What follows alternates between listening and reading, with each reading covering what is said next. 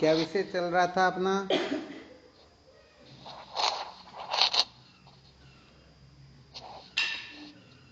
को बनाए रखकर कभी भी सत्य का साक्षात्कार नहीं किया जा सकता।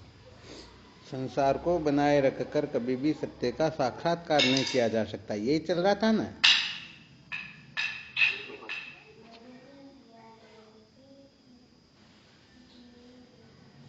चलो, बहुत अच्छी बात है। क्या सुना रहे थे इसके अंतर्गत? ये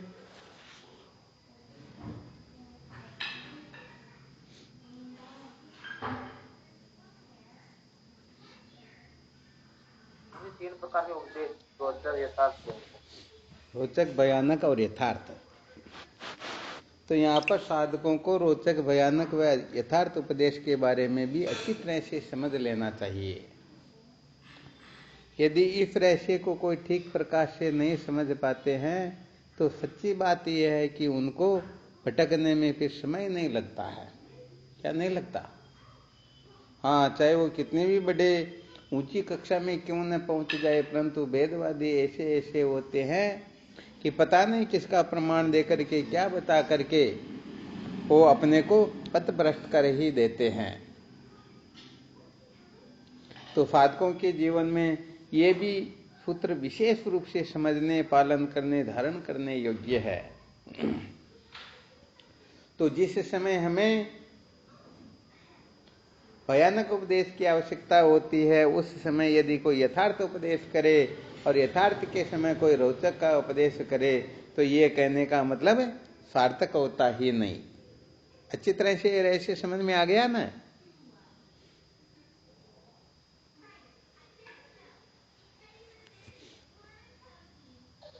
जी स्वामी।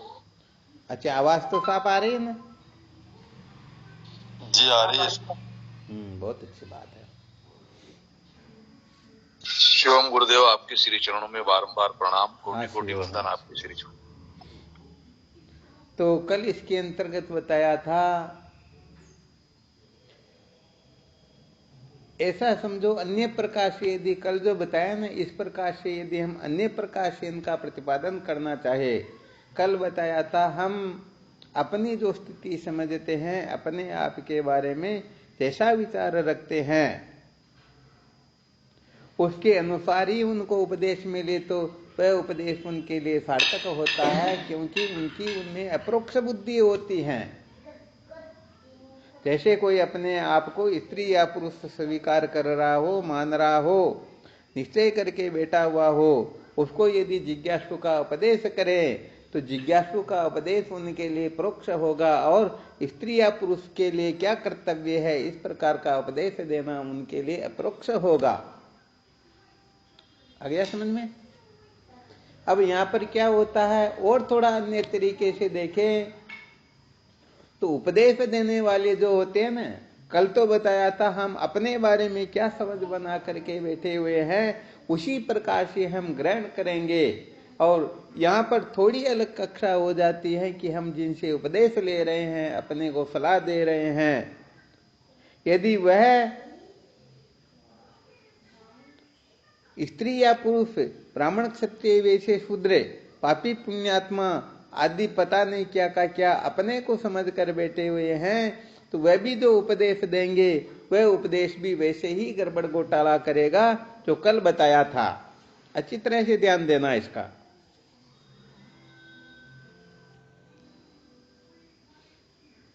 समझ में आ रहा है क्या?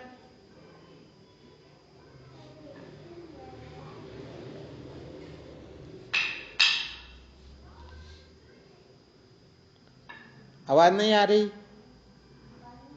जी गुरुदेव, आ रही आवाज, समझ में आ रहा है। अरे तो कोई बोल ही नहीं रहे।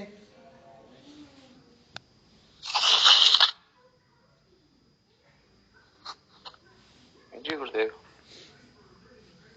अच्छा, थोड़ा वापस कल वाले विषय का थोड़ा कर लेते, फिर अभी जो सूत्र बताए इसका वर्णन करेंगे ताकि अच्छी तरह से रहस्य क्लियर हो जाए।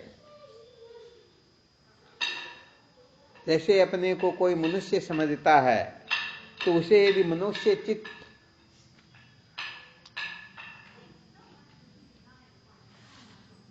उसे यदि मनुष्योचित कर्तव्य का विधान करेंगे तो वह पालन करने के लिए पूर्ण रूप से तैयार हो जाएगा।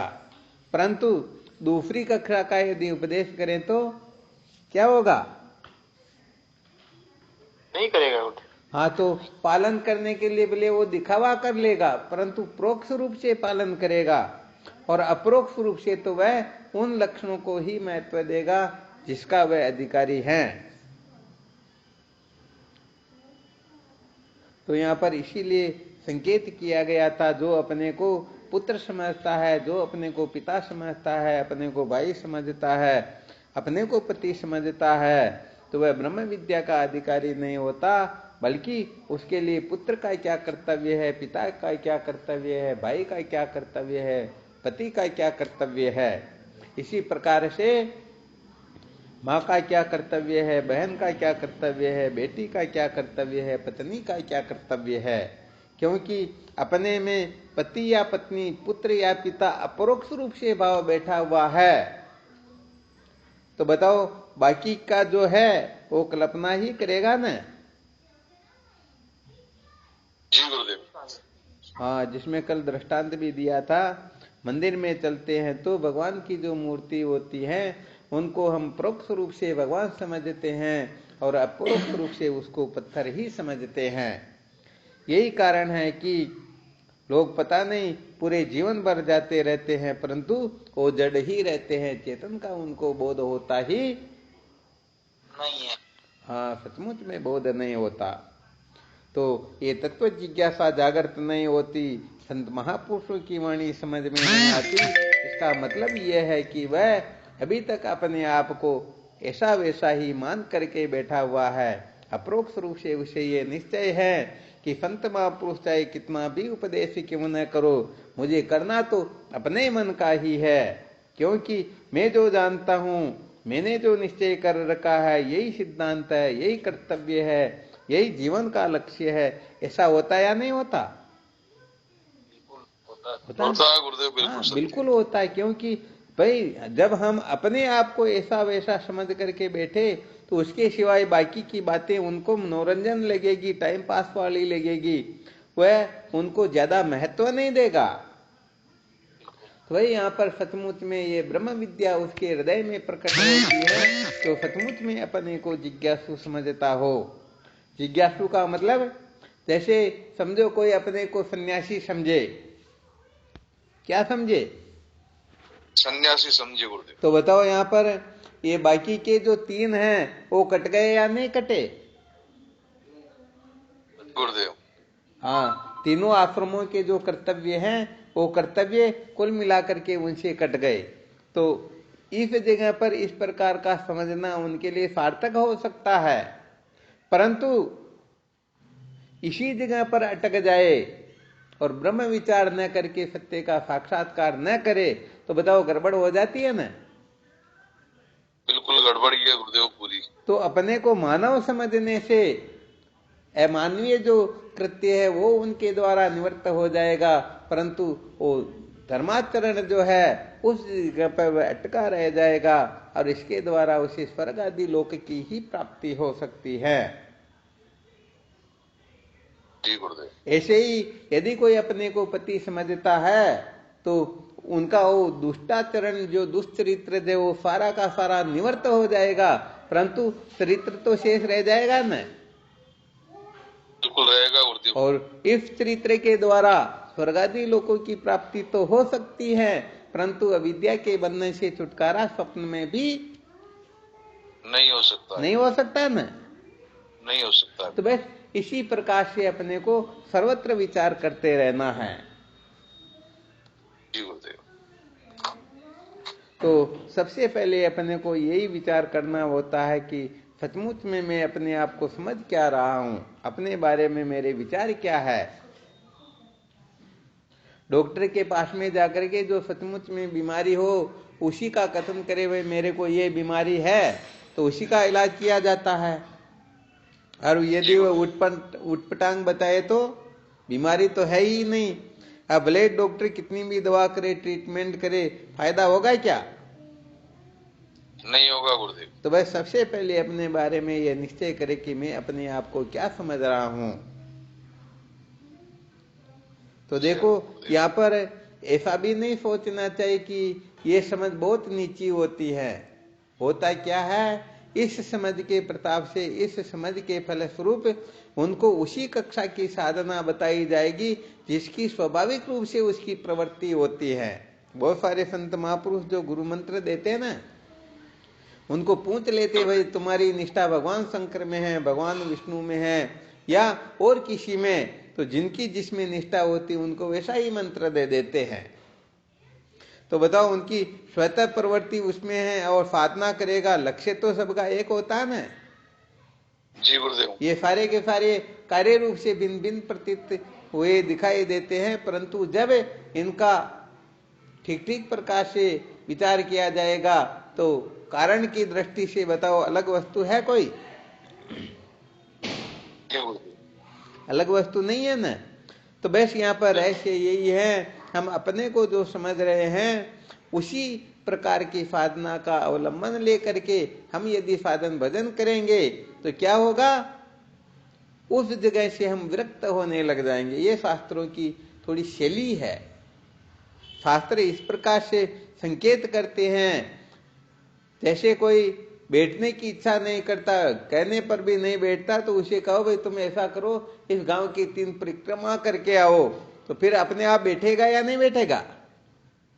बैठेगा गुरुदेव, बिल्कुल। तो ऐसे ही कहने का मतलब जब साधक इन विहित कर्मों का विधि पूर्वक बहुत काल तक अनुष्ठान करेगा फिर भी उसे शांति नहीं मिलेगी, तो क्या होगा?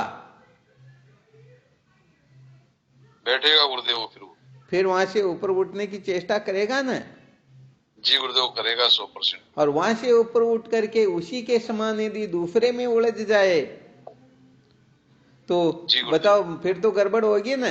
जैसे चिड़िया बाज के वैसे घोंसले में जाती हैं डर करके, अरे ये मेरे को मार देगा। अब घोंसले में जाती परंतु वो अंधेरा देख करके फिर डर जाती है, ये मेरे को खा जाएगा, बाहर निकलती और बाज द्वारा ग्रसी जाती हैं। तो विचार करके देखो, जैसे पिता के कर्तव्य पालन करने से ये जीव सत्य का साक्षात्कार नहीं कर पाया, तो क्या पुत्र का, पति का, भाई का आदि आदि जो कर्तव्य है उसको पालन करके वह अजर अमर हो सकता है क्या? तो नहीं हो सकता है। ऐसे ही पत्नी का समझो, माँ का समझो, बहन का समझो, बेटी का समझो, एक जगह यदि कोई ने किसी ने अच्छी तरह से नियम पूर्वक शास्त्रोक्त रीति से अपने जीवन को बना करके फिर देख लिया कि सचमुच में इसे शांति नहीं मिलती है, तो बाकी के साधनों से भी मिलेगी नहीं। अब उस जगह पर उसको इस अभिमान से ऊपर उठना होगा कि सचमुच में मैं स्त्री नहीं हूँ, माँ नहीं हूँ, बहन नहीं हूँ, बेटी नहीं हूँ, सचमुच में मैं पिता नहीं हूँ, पुत्र नहीं हूँ, भाई नहीं हूँ, पति नहीं हूँ। हालांकि ये जो है ना, डरना मत, कोई ऐसा मत समझ लेना कि कोई इधर उधर छोड़ देंगे या छूट जाएंगे, इधर उधर चले जाएंगे, ये हमारा भाव ही नहीं है। हम बताना ये चाहते हैं कि हम अपने आप को वास्तव में हमारा जो असली स्वरूप है उसको तो जानते नहीं, और एक छोटी सी क्षुद्र वस्तु में हम अभिमान करके बैठ जाते हैं, बस मैं तो यही हूं। अरे भाई विचार करके देखो, यदि तुम पिता ही हो तो पुत्र कैसे हो सकते हो, और पुत्र ही हो तो पिता कैसे हो सकते हो, पति हो तो बेटे कैसे हो सकते हो, और बेटे हो तो पति कैसे हो सकते हो सकते हैं क्या? परंतु हम तो जो आकर के अपने को पिता कहे तो भी हाँ, पुत्र कहे तो भी हाँ, बेटा कहे तो, पति कहे तो, हर मामले में हाँ। तो बताओ हम अपने बारे में निश्चय करके बैठे हुए हैं क्या? हम कभी पति बनते, कभी पिता बनते, कभी पुत्र बनते, कभी भाई बनते हैं, कभी क्या बनते, कभी क्या बनते। तो अपने बारे में हमने ठीक ठीक निश्चय कर रखा है क्या? नहीं कर रखा, नहीं कर रखा ना, ये बात है। तो यही शास्त्रों की प्रक्रिया है कि ये अपने आप को जो समझता है उनके लिए शास्त्रों में कर्तव्य ठोंस दिया गया। हाँ, वरना वास्तव में जब शंकर अद्वैत वेदांत का विचार होगा उस समय परमार्थ सत्ता और प्रतिभाषिक सत्ता के सिवाय ये तीसरी जो व्यवहारिक सत्ता है ये तो बेचारी होती ही नहीं। ये तो नासमझ मूर्ख अज्ञानियों को समझाने के लिए हाँ इनकी कल्पना थोप दी गई है। हाँ, ये वास्तव में बहुत उच्च कक्षा का रहस्य, परंतु इसको समझने के लिए पावर भी थोड़ा विशेष ही चाहिए, क्योंकि व्यवहार का थोड़ा बहुत गड़बड़ घोटाला होने लगे और कोई डर जाए, अरे ऐसा कैसे हो रहा, तो फिर वह सचमुच में व्यवहार को बनाए रखना चाहता है, संसार को बनाए रखना चाहता है। और अपना मुख्य विषय भी यही चल रहा है, संसार को बनाए रखकर कभी भी सत्य का साक्षात्कार नहीं किया जा सकता। तो यह संसार को बनाए रखने से तात्पर्य है व्यवहार को बनाए रखने से। व्यवहार क्या है? ये जागने से लेकर के सोने तक हम जो कुछ भी कर रहे यही व्यवहार है। अब इस व्यवहार को जो बनाए रखना चाहता है, अरे करोड़ करोड़ कोशिश क्यों न कर लो, ये सारा का सारा एक दिन नष्ट भ्रष्ट होने वाला है। अब विचार करके देखो, जैसे कहते हैं ना, साधु विचार कर भली समझिया दीनी जगत को पूट, पाचे दिखी बिगड़ती पहली बेटिया रूट। एक न एक दिन बिगाड़ होगा या नहीं होगा? अरे भाई यहाँ पर तो बर्खास्त होने से इस्तीफा देना अच्छा होता है, परंतु हम इस्तीफा नहीं दे पाते तो फिर ठोकरें लग करके हमें यहाँ धक्के लगा करके फिर निकाला जाता। उस समय हमारी स्थिति ऐसी होती है कि या तो फिर पंखे के लटकते हैं या किसी गाड़ी के आगे आते हैं। इसलिए अपने अंतःकरण में संसार के प्रति जो सत्य का प्रिय का रमणीय का भाव बैठा हुआ है, इसके द्वारा हमको ऐसा मिलेगा वैसा मिलेगा। अरे ये तो कुल मिलाकर के सत्य बात कहे तो ये बलि का बकरा बनाया जाता है। क्या बनाया जाता? हाँ, किसी को क्या दे दिया जाता है, किसी को क्या दे दिया जाता है। वो समझते अरे क्या बात है, वो उनके चक्कर में आ जाते, आनंद आ गया, मजा आ गया। किसी को अच्छा बंगला दे दे, किसी को गाड़ी दे दे, किसी को समझो सोना चांदी दे दे, किसी को क्या दे दे, किसी को क्या दे दे, तो इस झांसे में आ जाते हैं। समझते हैं कि अरे भाई ये तो अपने खास है, अपने सिवा रह सकते ही नहीं। परंतु सच्ची बात है, सारा का सारा कमी तो नहीं होता है। हाँ, इसके लिए तो याज्ञवल्क्य जी महाराज ने मैत्रेय को जो उपदेश दिया था, पति के प्रयोजन के लिए पति प्रिय होता है, अपने ही प्रयोजन के लिए। आ रहा है समझ में? पत्नी के प्रयोजन के लिए पत्नी प्रिय होती है, अपने प्रयोजन के लिए। समझ में आ रहा है ना? गुरुदेव जी। हाँ, ऐसे ही सबके प्रयोजन के लिए सब प्रिय नहीं होते हैं, अपने ही प्रयोजन के लिए प्रिय होते हैं। इसमें वो घोड़े का दृष्टांत भी दिया गया था। अच्छा अच्छा खिलाना, उनको लक्ष्य साबुन से स्नान करवाना, उनको पंखे में, एसी में, कूलर में रखना, ये क्या है? अरे कमाई दे रहा है इसलिए, वरना सच्ची बात है सब अपने ही स्वार्थ की सिद्धि के लिए एक दूसरे से नाटक करते हैं। वरना जब असलियत जो प्रकट हो जाती है तो कोई किसी से प्रेम नहीं करता है, सब स्वार्थ के वशीभूत होकर के मौज मस्ती में लगे हुए हैं। ये असलियत जब प्रकट होती है तो सचमुच में ये जीवन आगे की कक्षा की ओर प्रस्थान कर जाता है। तो बलि का जो बकरा होता है ना, उसको जब पता नहीं 40-40 लाख की गाड़ियों में घुमाया जाता, एसी में रखा जाता, काजू बादाम का हलवा खिलाया जाता, तब वह समझता है कि रे भाई वास्तव में सच्चा मालिक तो मेरे को अब मिला। अरे वो पहले वाला था वो तो दुष्ट था, वो तो वास्तव में नहीं मिलता तो ही अच्छा रहता। परंतु उस बोले जीव को पता ही नहीं है कल यही तेरे ऊपर छुरा चलाएगा। तो ये संसार की असलियत होती है। तो इसीलिए कहने का मतलब, वैसे देखा जाए तो सबसे बड़ा प्रतिबंधक यही है, और इस प्रतिबंधक से छूटने के लिए ही हम बहुत ज्यादा घबरा जाते हैं। इसीलिए तो अष्टावक्र जी महाराज अष्टावक्र गीता में लिखते हैं, आश्चर्य मोक्ष कामस्य मोक्षादेव विशिका। आश्चर्य की बात है, लोग छुटकारा चाहते हैं और छुटकारे के नाम से ही काम क्रोध लोभ मोह मद मत्सर आसक्ति, इनको यदि कोई छुड़ाना चाहे तो क्या होता?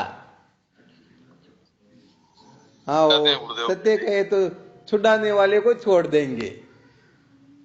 तो ये भावना संसार की कितनी प्रबल बैठी हुई है अपने में, है ना? प्रबल, बिल्कुल सत्य है गुरुदेव, बिल्कुल प्रबल है गुरुदेव। क्यों ने सांची के वे समझ नहीं आवे। ठीक है, बिल्कुल बिल्कुल सत्य वचन। सांची के वे समझ नहीं आवे, माने नहीं एक लिखारा, उल्टा अर्थ पाचा समझावे अपना कुटुंब परिवारा। क्या बात है। बिल्कुल सत्य वचन है।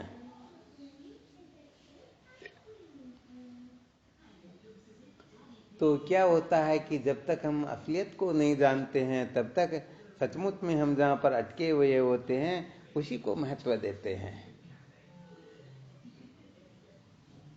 तो कुल मिलाकर के समझाना ये चाहते हैं, इशारा ये करना चाहते हैं कि हम कम से कम इस रहस्य को समझ ले कि हमारे को जो सुनाया जा रहा है ये भयानक उपदेश है अथवा रोचक उपदेश है।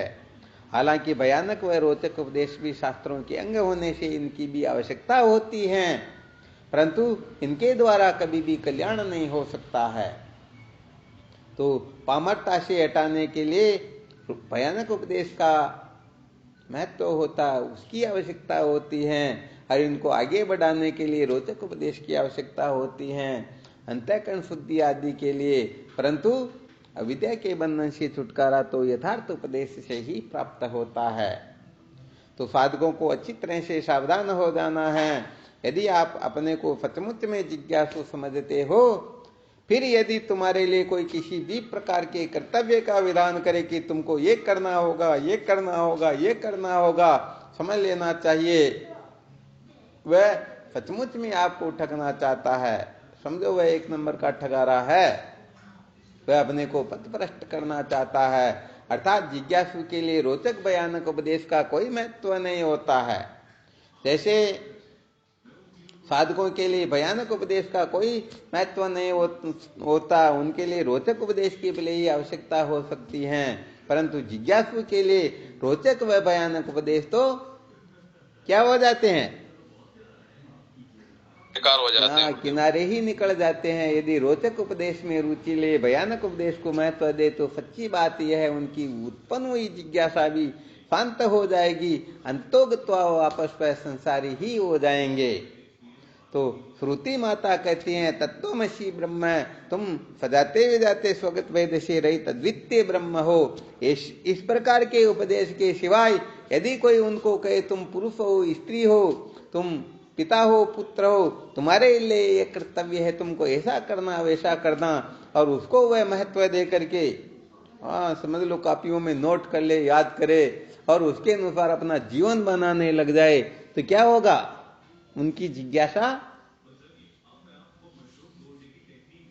परंतु सत्य के संसार के अंतर्गत एक ऐसा शौक होता, क्या होता है, किसी को पति बनने का बहुत बड़ा होता है कि भाई मैं पति बन जाऊं, समझो इसी से वो कृतार्थ होगा, और ऐसा फूला फूला फिरता संसार में जैसे मेरे जैसा कोई है ही नहीं, और ये जितने भी अभी पति नहीं बने सब समझो नरक में जाएंगे, मैं कृतार्थ हो गया हूं।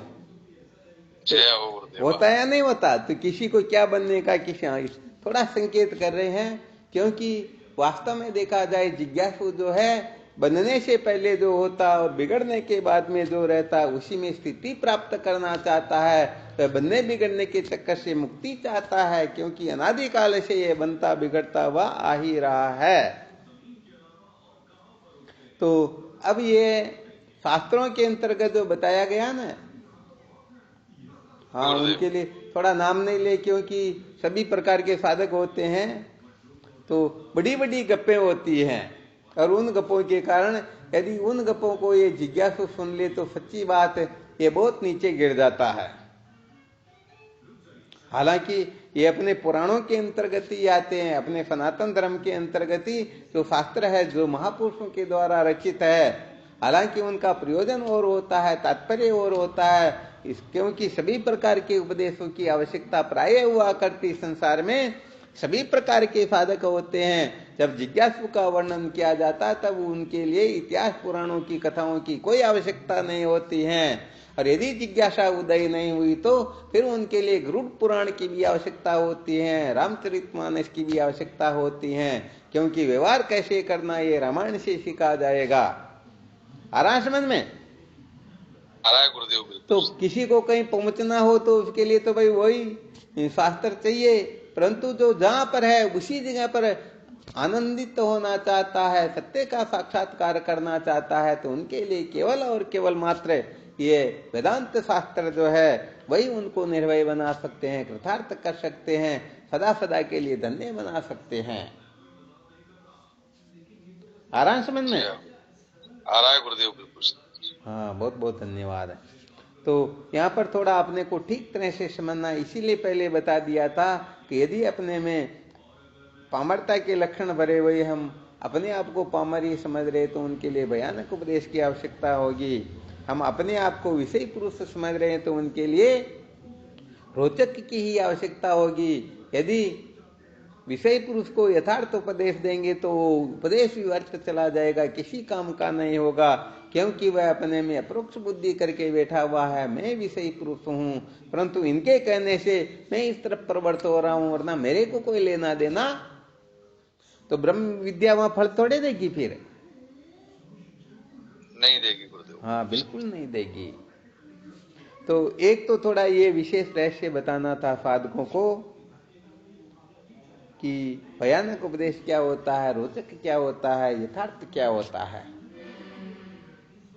तो दुष्कर्मों से बचाने के लिए जो उपदेश होता है उसको भयानक उपदेश कहते हैं। भयानक उपदेश का मतलब उसमें डर बता करके, जैसे गरुड़ पुराण में बताया गया, ये भयानक उपदेश है ताकि जीव मात्र जो है बुरे कर्मों से बचे।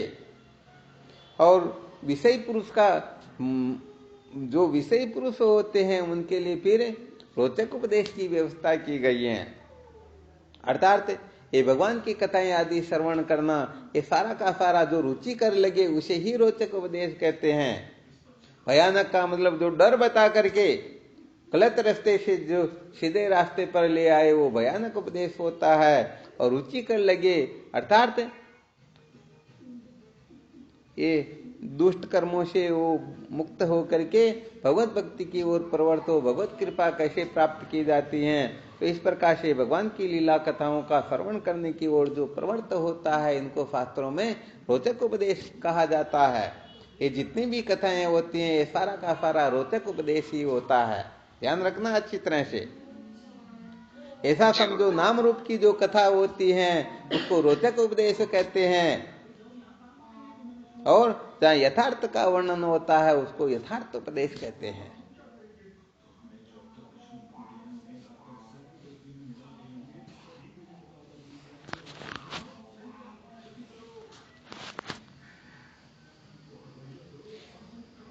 तो यहां तक तो ठीक तरह से समझ में आ गया ना? जी गुरुदेव। चलो, बहुत बहुत अच्छी बात है।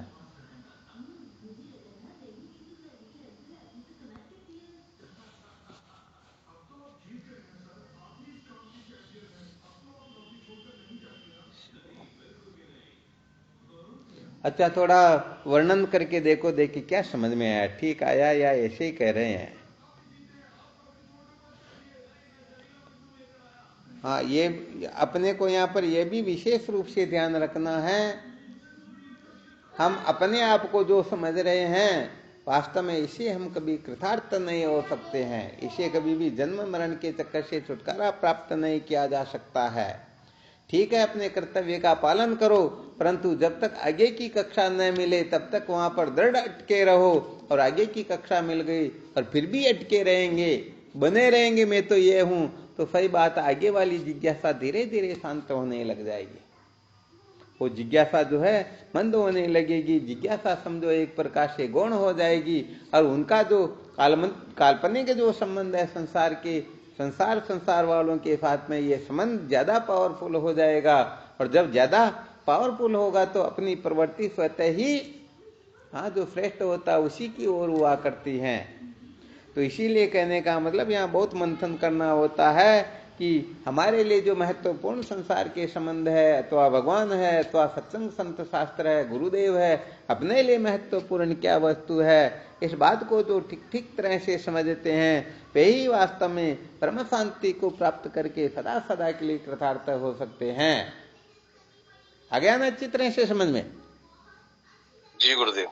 हाँ, तो यहाँ पर किसी की निंदा नहीं, किसी की स्तुति नहीं, आप चाहे किसी भी कक्षा में क्यों ना हो, परंतु उस जगह के जो कर्तव्य है उनको धारण करो, पालन करो, परंतु ये नहीं कि जीवन भर के लिए वहीं अटके रहे। हाँ, कुछ समय के लिए अनुभव करके देख लो, मजा आता या नहीं आता, नहीं आता तो फिर ऊपर उठो, फिर ऊपर उठो, फिर ऊपर उठो। तो धीरे धीरे स्थिति ऐसी होगी कि हमारे अंतःकरण के एक कोने में ऐसी वासना बैठी हुई कि नहीं नहीं, इनके द्वारा भी हमें सुख प्राप्त होगा ही होगा, तो वह कम से कम संशय निवृत्त हो जाए। और जब तक संशय निवृत्त नहीं होता तब तक वहां से ऊपर उठने की जिज्ञासा भी होती ही नहीं। आ गया ना अच्छी तरह से समझ में? जी गुरुदेव, बिल्कुल सत्य है। चलो, बहुत बहुत अच्छी बात है।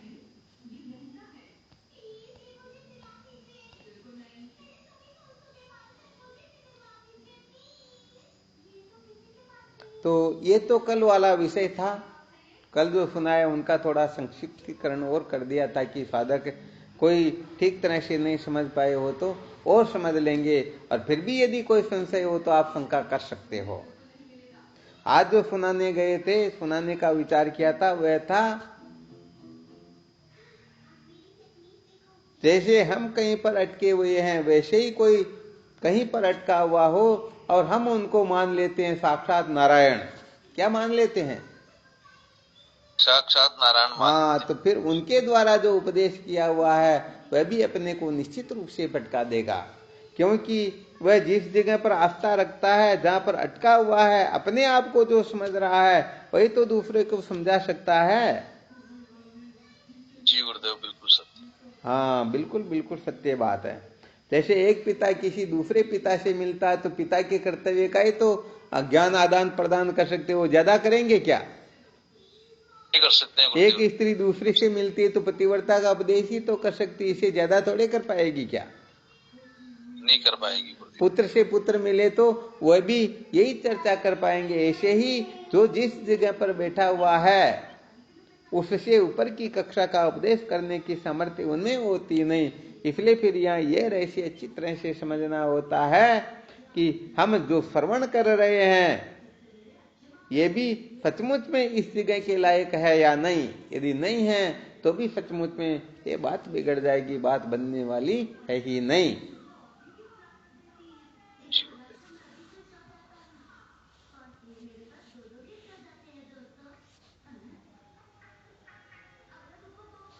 तो देखो भाई, ये वेदांत जो है केवल और केवल मात्र विचारणीय विषय होता है। क्या होता है? विचारणीय विषय होता है। तो यहाँ पर और दूसरा तीसरा कुछ काम करता ही नहीं। हाँ, जितना विवेक होगा ना तो समझो हम उतने ही अपने आप को धन्य बना पाएंगे, उतने ही हम कृतार्थ हो जाएंगे। तो ये समझो चौपड़ी का ज्ञान नहीं है, खोपड़ी का ज्ञान है। हाँ, ये इतना सस्ता तेल नहीं है कोई गिदड़ भी अपने सर में लगा ले। ये तो शेरनी का दूध है, सोने के पात्र में लिया जा सकता है। इसके लिए तो हमें वैसा ही बनना होता है। तो समझो हम सचमुच में तभी कृतार्थ हो पाते हैं, वरना सच्ची बात यह है अंत में रोने पछताने के सिवाय, भटकने के सिवाय कुछ भी हाथ लगता ही नहीं लगता है। तो कुल मिलाकर के अपने कर्तव्य को ठीक तरह से समझ लेना चाहिए और तदनुकूल व्यवहार करना प्रारंभ कर देना चाहिए। और साथ ही अच्छी तरह से विश्लेषण करते रहना है। क्या करते रहना? विश्लेषण करते रहना कि हम कहीं पर है, कहीं पर अटके हुए तो नहीं है, ऊपर उठ रहे हैं या नहीं उठ रहे हैं, इसका हमें अच्छी तरह से ख्याल होना चाहिए। अच्छी तरह से यहाँ इस रहस्य को सम्मिलित कर लेना चाहिए। तो समस्त शास्त्र जो है, समस्त शास्त्रों का परम तात्पर्य केवल और केवल मात्र सत्य का साक्षात्कार ही है। समस्त शास्त्रों की प्रवृत्ति सत्य के साक्षात्कार के लिए ही हुई है। वो चाहे धर्म शास्त्र हो, नीति शास्त्र हो, वेदांत शास्त्र हो, परंतु हम इस रहस्य को समझ नहीं पाते और वहां अटक जाते हैं। तो सब शास्त्रों का अपना अपना प्रयोजन होता है। तो उस प्रयोजन को पूरा कर लेने के पश्चात, अर्थात इनके द्वारा चित्त शुद्धि होने के पश्चात, इनसे ऊपर उठ करके फिर केवल और केवल मात्र वेदांत का ही विचार करना चाहिए। यही तो जीवन का सार है। आ गया समझ में? गुरुदेव, बिल्कुल सत्य। हाँ, बहुत बहुत धन्यवाद है। तो ये कोई कोई सूत्र बड़े विलक्षण होते हैं, तो अपने को इनको अच्छी तरह से समझना है और आज की पूरी सत्संग का सार यही है कि हमें पहचान होनी चाहिए, हम जिस को जानना चाहते हैं, पाना चाहते हैं, उसके अनुकूल ये उपदेश है या नहीं। यदि उनसे प्रतिकूल उपदेश है तो सच्ची बात है, भटकने के सिवाय और कुछ प्राप्त जीवन में होने वाला है ही नहीं। अतः सर्वप्रथम इस जगह पर अच्छी तरह से जांच पड़ताल करें कि इससे हम उत्थान की ओर जाएंगे या पतन की ओर जाएंगे। हालांकि बहुत बड़े शास्त्र का भी उपदेश क्यों न हो, ध्यान रखना अच्छी तरह से, प्रमाणित शास्त्रों का भी उपदेश क्यों न हो, परंतु यदि तत्व जिज्ञासा जागृत हो गई तो धर्म शास्त्र व नीति शास्त्र का जो उपदेश है उनके लिए नहीं होता है, उनके लिए वेदांत शास्त्रों का विवेचन होता है, वेदांत शास्त्रों के अनुसार उनको अपने जीवन को बनाना होता है। और यदि किसी का अंतःकरण शुद्ध नहीं हुआ तो उनके लिए वेदांत शास्त्र नहीं बल्कि उनके लिए धर्म शास्त्र व नीति शास्त्र का पालन करते हुए वह आगे बढ़ेगा तो निश्चित रूप से एक न एक दिन ब्रह्म विद्या के योग्य भी हो ही। और जिनके हृदय में तत्व की जिज्ञासा जागृत हो गई हो, ऐसे साधकों को अंतःकरण शुद्ध हुआ या नहीं हुआ इसके चक्कर में पड़ने की कोई जरूरत नहीं है। भले उनके अंतःकरण में भोगों की कितनी ही वासना क्यों न हो, फिर भी ये ब्रह्म विद्या एक ऐसी वस्तु होती है कि उसके अंतःकरण को भी जलाकर भस्म कर देगी।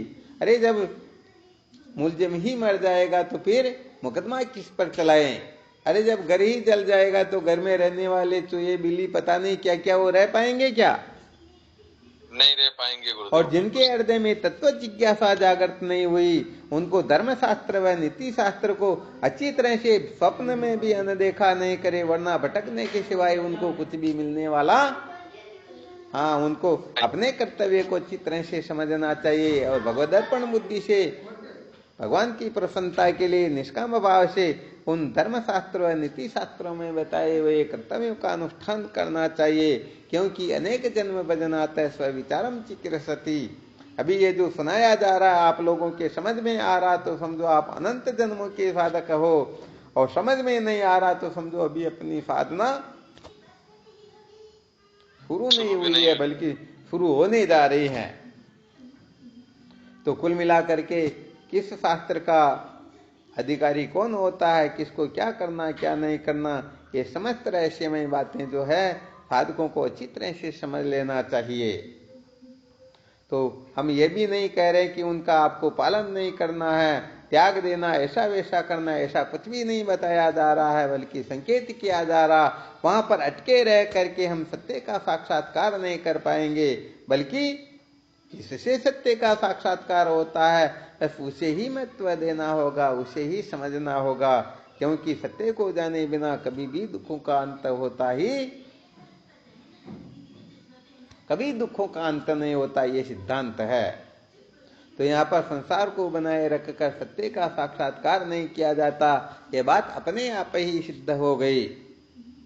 तो हम जहां पर अटके हुए हैं वह के वह जीवन भर बने रह करके, क्या बने रहकर, हाँ जीवन भर में तो यही हूं, ये यदि बने रहे तो सचमुच में ये जीवन सार्थक नहीं होगा, क्योंकि संसार को बनाए रखकर कभी भी सत्य का साक्षात्कार किया जा सकता ही नहीं है। चलो ठीक, तो इस जगह पर खूब अच्छी तरह से मंथन करना, विचार करना और अपने जीवन को धन्य बनाने की चेष्टा करना। और कोई शंका हो तो कोई भी प्रश्न कर सकते हो।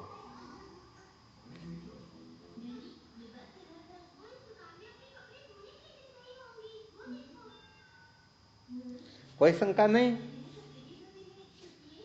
है गुरुदेव इसमें तो कुछ। चलो बहुत बहुत धन्यवाद।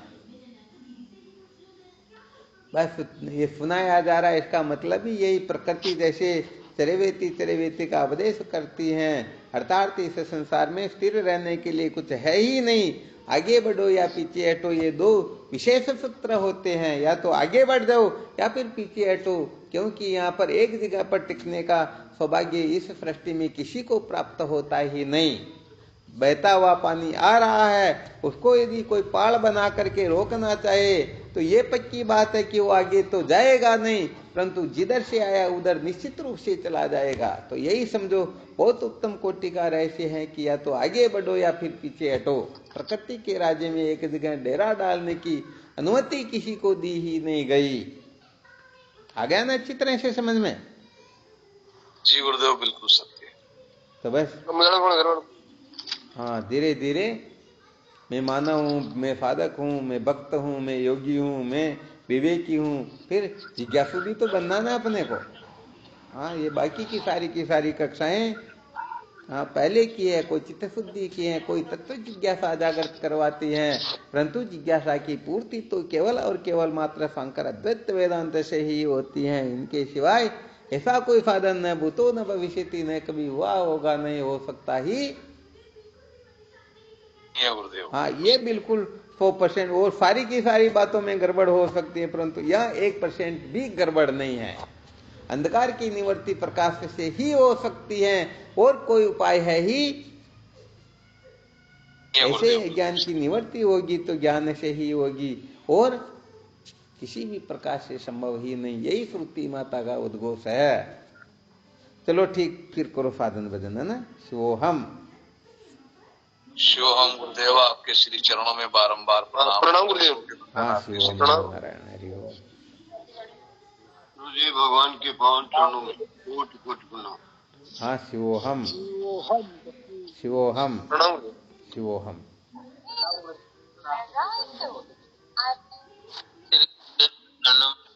बारंबार प्रणाम शिवोहम दाता। हाँ, शिवोहम प्रणाम गुरुदेव। शिवोहम शिवोहम। देव भगवान के श्री चरणों में साष्टांग दंडवत प्रणाम। शिवोहम। हाँ, शिवोहम शिवोहम। प्रणाम स्वामी जी, आपके श्री चरणों में कोटि। हाँ, शिवोहम। हाँ, शिवोहम। ओम चरण स्पर्श। शिवोहम।